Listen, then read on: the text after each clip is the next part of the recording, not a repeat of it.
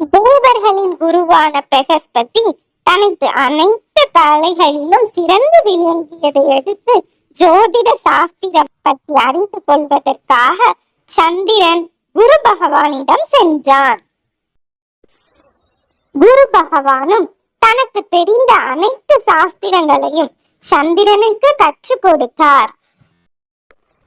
ஜோதிடத்தில் அனைத்து சாஸ்திரங்களையும் கற்றுக்கொண்ட சந்திரனுக்கு தனக்கு எல்லாம் தெரியும், தானே அனைத்தையும் தெரிந்தவன் என்ற ஆணவம் ஏற்பட்டது.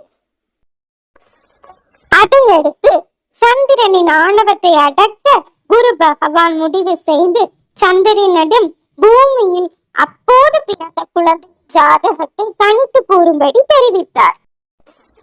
சந்திரனும் அந்த குழந்தையின் ஜாதகத்தை ஆராய்ந்து அந்த குழந்தைக்கு 1 வயது நிறைவடைந்ததும் பாம்பு கடித்து உயிரிழந்துவிடும் என்பதை கணித்து கூறினான்.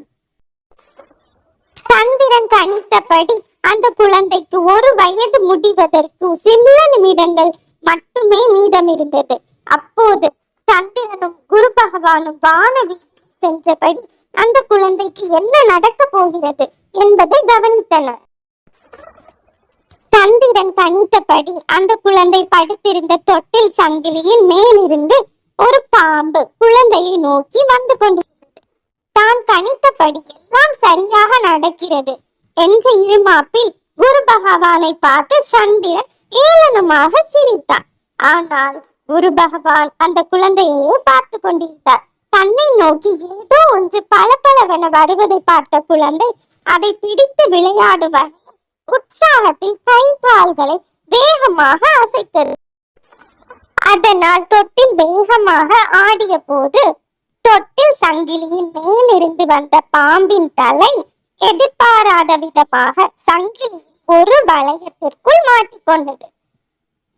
தனது தலையை மீட்கும் முயற்சியில் பாம்பு வேகமாக தனது உடலை சங்கிலியுடன் அசைத்தது. அதை கண்ட குழந்தை மேலும் உற்சாகத்தில் கை கால்களை ஆட்டியதால் தொட்டில் மேலும் வேகமாக அசைந்தது. பாம்பின் வால் பகுதி மற்றொரு வளையத்திற்குள் மாட்டிக்கொண்டது. இப்போது தொட்டில் சங்கிலி வேகமாக ஆடியதால் பாம்பின் உடல் உயிரிழந்தது. குழந்தையும் முதல் வயதை பூர்த்தி செய்து 2வது வயதில் அடியெடுத்து வைத்தது. அதை கண்ட சந்திரன் அதிர்ச்சி அடைந்து தனது கணிப்பில் எங்கே தவறு ஏற்பட்டது என்று மீண்டும் அந்த குழந்தையின் ஜாதகத்தை சரிபார்த்தான். ஆனால் எல்லாம் சரியாகவே இருந்தது.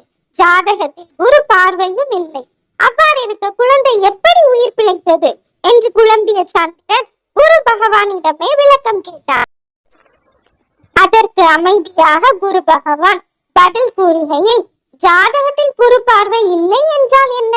நான் தான் நேரிலேயே வந்து எனது முழு பார்வையும் குழந்தை மீது செலுத்தினேனே, அது போதாதா? அதனால் தான் குழந்தை தப்பித்தது. உனது ஜாதக கணிப்பும் தவறில்லை, ஆனால் அதனால் ஏற்பட்ட ஆணவம் தான் தவறு என சந்திரனுக்கு குரு பகவான் எடுத்து கூறி உணர்த்தினார். அப்போதுதான் குரு பார்வைக்கு இருக்கும் மகிமை உணர்ந்த சந்திரன் ஆணவம் கொண்டால் அவமானம் தான் அடைய வேண்டி வரும் என்று புரிந்து கொண்டார்.